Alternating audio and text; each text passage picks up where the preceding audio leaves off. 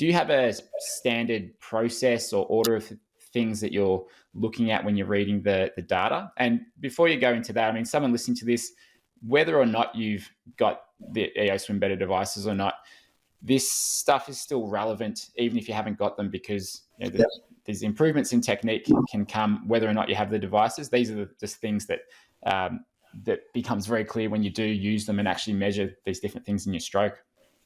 Yeah. You make a good point there. Before we go into the data, I really like your point that you've got to focus on your one or two things, because there's a million things on the net. And there's a million articles you can read. And if you try to change all of them, then you're stuffed, because most of them, probably all of them, have never seen you swim. And if they haven't seen you swim, then they are a solution for someone else's problem. And what use is that? They're great general fixes. What I like about the device, it actually narrows down into where your stroke is missing. I would have seen probably 4 or 5 common patterns within the swimmers that I've been working with on the device. You can miss it at the front, you can get it at the back, you can get it at the front and then miss it at the back, you can get it at the front. This is a pretty common one. You get it at the front, miss it completely through the middle, and then get it at the back. There's plenty of them, and each of those individual to the athlete. But if you're worrying about what everybody else is saying on the internet and what everybody else is solving, how they're solving their problems, then they're not your problems to solve, then look, you're not wasting your time, but you're definitely not going the most efficient way about it. So I think that's a really important point to make, that whether it be with these devices or with your coach, most of your problems are solved with the top 2 issues. Rather than going into everything, find out what's wrong, get someone who understands swimming, or get a pair of these devices and work out what's wrong. Otherwise, you're just going around and around in circles and trying to change something, and that doesn't work. And you try something else, doesn't work. It really is a waste of time. So I'd say narrow down to the 1 or 2 things. And to that point, I hear coaches, and while I work with a lot of very good coaches, I get some that will stand there and tell the whole squad the 6 things that they want done well in this set of 6 100s. And even that, I can't get 6 things right at once. So as I said, pretty simple brain. I can get 1 or 2. 1, like, give me 2 and I'm probably going to battle. So I'm going to get 1. So you need to find the one thing that's going to make a difference. And you go searching for the one thing. You don't go searching for the 6. And then once you've nailed the one that's the most important, then find the one that's next most important. But I'm going to almost guarantee you that the one that's most important is probably 80% of your problem. If you fix that, get down to why that's happening, then you can get to what's next, which is why I love these devices, but also why I love coaches, because they can help you get there if you're that swimmer. And if you're a coach who doesn't know and isn't sure, get onto a coach that does and build your network and get some opinions as to what the number one most important thing is. A little bit off track, but that's super important to say, I think. As far as with the devices go, I like to go to the overall, where we get the total force bars at the beginning, and we get the stroke rate. And I like to see the trend and compare our right arm to our left arm and see what's happening on total force. That's my first snapshot. And then from there, there's some great stuff in the middle of that. I like to go straight from that into what's happening within each stroke, and then work out where my total force is, and then work out how my total force reflects and relates to my propulsive force. I've seen some swimmers, plenty of swimmers where it looks like we've got a right hand that's really powerful, and they feel, oh, my right hand's really, really strong, and my left hand isn't so strong. And then I go into their propulsive force and I have a look, and their propulsive force on that right hand is weak, but their total force is high, because a high percentage of it isn't actually driving them forward, but they feel like they've got force on their hand. So, and it's been exactly opposite of what they've been trying to fix. So that's sort of my go-to, because I like to look at graphs and see how it's represented in the force total, in the force versus time graph. So that's where I go with it. I like to look at the force field. I probably look more at the numbers on the force field than the graph itself. The visual representation is good for me, but the numbers represent for me something really important when we can say, okay, well, you are spending 10% of your force on the right, or on 10% right, 2% left. You're pulling up too much, like you said. That gives me a good overall snapshot as well, because I think to be able to open up and get a snapshot and then to be able to compare the snapshot. So go from one event, check it out, test it out, show the athlete, and then go again and say, hey, what you've just done has minimized your when you're sweeping under your body, you're actually sweeping half as much as you were before. And that has meant that your total propulsive force has jumped up by 5 or 10%. It's super, super valuable. And I think because of the simplicity of it, we don't need to go into the deeper graphs with the swimmers, because we don't want to overcomplicate the process. We just say, look, the numbers are better. We don't even have to show them. We can just say, yep, that's 5% increase. You're going the right way. What did you do there? How did you find that? Go again and see if you can shift it a little bit more. So my processes are a lot more around those graphs. I also like to look, when I've looked at the force field, I then go into the hand paths, because we've got a hand path that gives us an idea of what's happening from side on. If I spot too much lateral force, I'll look at the hand path from above. So if you haven't seen the SwimBETTER screen, it shows a swimmer from above and then the path of their hand through their stroke. If we've got too much lateral force, it shows it up without even needing a video. And because we can't get a video above an athlete, we get a really good idea of the hand path. It shows that almost as if we're seeing through the athlete. I really like that one. And then we can look at the head on and see from head on how deep they're going, but then how wide they are sweeping. We've got a lot of athletes. I've seen a lot of athletes with a sweep across the body.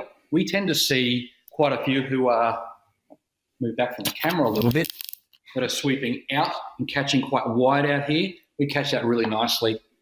And then we head back into the force field. We can then quantify that. And then if we need to go deeper, and it probably more if I'm in a meeting than rather I'm on pool deck and I'm meeting with the coach, I'm going to say, well, this is what your numbers look like. This is what your path looks like. And here is how it's affecting your force, because your total force might look like this. When we drill down to your propulsive force, you're actually about half of what you're doing because your hand is waving around all over the place or collapsing under your body. So that's my process with it, which differs on each athlete, because some athletes are too much down force, too much up force. And then we go back and forth with the data. But that's how you can, for me, that's how I talk to my coaches. And then I simplify that with my athletes. That's good. Thinking of how I go through it, I'm similar, particularly the force field. So it tells you the percentage of where the forces are going, whether left, right, up, down, backwards, which is just an amazing snapshot to see how effective you are with your arms under the body. And then going back and forth to actually seeing the path of the hands. I've got one athlete that we saw on all of her breathing strokes. When we look at the above bird's eye view, where's that hand going? We saw so much lateral, so much side to side force compared to the other ones, that we've just focused on that. How can we go about making that a smoother path, so it's like a skinny S shape rather than this big wide S that is just not doing much to move you forwards? And if you're breathing every 2 strokes or every 3 strokes and that's happening, well, that's a large percentage of your total strokes where you can get perhaps another 25 or 30% out of that stroke, which is not insignificant in any way. It's massive to be able to pick that up, especially as they fatigue. And probably that's the second thing worth talking about there is, and why I go to my overall view right at the beginning, is the decline in power as they go through the race. And we're wanting to hold on to power through the race. And we see the graph just fall away in power as we watch maybe through 100 or through 200 or 400, we watch it fall away, or through a set. Looking at one the other day, we did 6 100s, and the first 100 was great and they kept their power up. But as they went through the session, we were at 50% of the power, the total force by the end of the session than they were at the beginning, which is a really poor distribution of force across a race. So if you're swimming a 400 or an 800 or even a 200 and you've got half as much power at the end of the race than you do at the beginning because you've used up too much, that's significant for your loss of speed, but it's also significant in picking apart, okay, what are we doing at the end of the race? Are we losing power? Are we running out of energy? Are we less efficient? To your point, are we breathing higher? And then are we rolling more, and is the increased roll meaning we're off balance and then we're losing power? So then we can not only say we're losing force, but why are we losing force? Let's have a look at that one stroke at the 150 metre mark or 175 metre mark and compare it to the one stroke at the 25 metre mark, and let's have a look at the comparison and where you're falling away. That data is unbelievably valuable. So I'm starting now to look into not only fixing up a stroke within 25 or 50 metres, but how the decline starts to happen and what's happening towards the end of the race. Or what's happening when your legs are on versus your legs being off. So the more we're understanding about it, the more I'm evolving probably in my use of the data as well.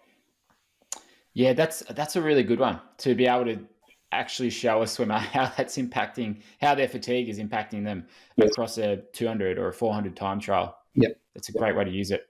The one thing I noticed when I have recorded myself is when I breathe every two, if I breathe to my left, my right arm power is quite a bit more. So typically, if I breathe to my left-hand side, my left strokes are averaging around 2, and my right strokes are averaging 2.6 to 2.8, I think it was. So I attribute that to having perhaps I'm just rotating a bit more, but having the head come back down and just putting a bit more into that stroke when I come back with the breath. Yep. And the same thing happens when I breathe to my right. The left stroke is more powerful. And then if I'm breathing every 3, it's quite even. It's about 2.3 to 2.4 per stroke. So that as well, had no idea, but was very interesting. And I'm yet to decide whether, is that the right thing to be doing?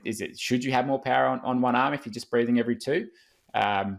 I'd probably need to get a wider data set, I think, for that and see what some of the top guys are doing. But I just found that really interesting. It's super interesting on a few levels. We did probably 80% of our work technically on our breathing stroke, because the other strokes looked after themselves. You can get your breathing stroke right. So to be able to measure it is one thing. The other thing, and I can remember having an athlete who loved breathing on one side over the other. And she was insistent, because it was familiar in what she'd been doing since she learned to swim, breathing on one side. And I thought the other side was a more efficient stroke. So it was always an arm wrestle to get her to change sides. But I know that the other side was great, but because it felt unfamiliar and it didn't feel right to her because it was unfamiliar, she wouldn't change it. I had another athlete that loved breathing 3s, and I'm not a big fan of breathing 3s. She was a middle distance kind of girl. And I like breathing 2s. She wouldn't get out of her 3 pattern. So I had to actually physically say, okay, let's do a bunch of 50s on your right and a bunch of 50s on your breathing 3s. I'm going to see which one's faster. It was 0.8 quicker breathing 2s than it was breathing 3s, because she had one side that was so inefficient. But it was an arm wrestle again. She always kept wanting to go back to 3s because that felt familiar, and she could watch both sides of the race. It was like, well, you can watch both sides of the race, but if you're watching somebody go past you, that's no fun. So, but it was still an arm wrestle, because I have to be a salesman, and if I haven't got all the tools available as a salesman, then I can't sell the product as well. So this data would have helped me sell it and say, hey, you can do all you want there, but you're actually swimming a slower race with less power across whether it be a 50 or across a bunch of hundreds or across 800 meters. So this is where I think it is super, super valuable to be able to quantify what we're doing, mate. Before the call, you mentioned there's a coach been mentoring for about 5 years, and there was something that you're sort of able to, like a point you're able to get across because of the data you could show. Could you go into what you're talking about there? We're starting to play a little bit with these now. Now that we're understanding a bit more about what they're about and what they can provide, we're starting to play. So I like to go back to good drills, and I hate rubbish drills, but drills done well are super, super important. And I've got probably 2 or 3 that take up 80% of my of my repertoire with drills, because I want to travel as much as I can from the front to the back of my stroke. So I use drills that are going to do that. So we started to get a drill profile on our right arm and our left arm, and have a look at what the impulse looks like on our force versus time graph, and then start to swim aerobically, see what it looks like there, swim at around about PB plus 5 to 6 and see what it looks like there, and then descend down to 100-meter race speed and work out where our sweet spot is, what we call our Goldilocks power, where they had the most amount of power and they had the most amount of travel before they went too fast and they started to slip to get speed. And then compare that back to the drill and see where we were at our best. And for one athlete, we had the drill was done really well, and then as soon as they started to swim, they fell off balance because they were rolling around too much, and in the drill they were very stable. So we had a completely different stroke pattern. It was like, well, this is fantastic, but there's no drills at state championships as well as you're doing it. It doesn't matter if you can do it one arm at a time. If you can't put it into your swimming, then it doesn't count. So that's an argument I like to put forward before the devices. But again, when we've got physical data to say, hey, you can hold water like this, you're just not doing it in the thing that we're training for. So we started to play with that, and that concept was very, very cool. So we started to make up drills and play with drills, and which was the drill that would lead most closely to the stroke that we wanted for the athlete. So then they tried the drill. We looked at the data. Okay, which one links best into your freestyle? Okay, this drill works best. This one you can feel in your freestyle. Here's where your freestyle data looks closest to your best drill data. Okay, that's the drill for you. But this drill here, which was the drill that is done very, very badly, which is single arm with your hand by side, actually was promoting slipping through the stroke, where this athlete did this drill particularly badly. And then that was the drill that they were using as a go-to to get to adding more power to their stroke. They're actually detraining their stroke. So we learned all of this by being able to show them that this data on their favourite drill was actually getting in their way. What drills do you go to, and what drills were you using? So single arm with the arm by the side. First of all, are you having them breathe to their opposite side or to the same side that they're stroking with? Yeah, that's a drill that I like when it's done well, but the majority of the time I dislike because it's done so badly. Because I want a stable body through from the catch to the pool.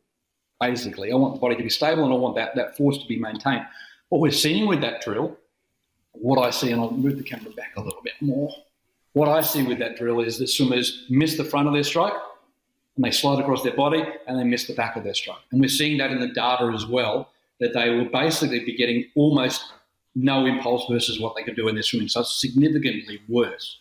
If they do it well, they anchor on here, they hold their angle, and they produce good power through their core. But most of our swimmers aren't balanced enough to swim well enough, let alone to do a drill that's harder than swimming. So if they can do that drill great, it's fantastic. So most of the swimmers can't. So I like to start with the drill where their hand is out in front, because I like a swimmer when they're learning something, or any athlete in any sport, when you're learning, you need to be balanced. If you are off balance, the uptake of a skill doesn't happen as quickly. So I like them to be balanced. So when your hands are other hands in front, then you can pull through and you're balanced, and you can actually apply force the way you want. And then your brain can send the right patterns to your muscles, and the muscles can send the right patterns back to your brain and say, hey, this is a good, effective way to produce force. So hand in front is my number one. That's my number one drill.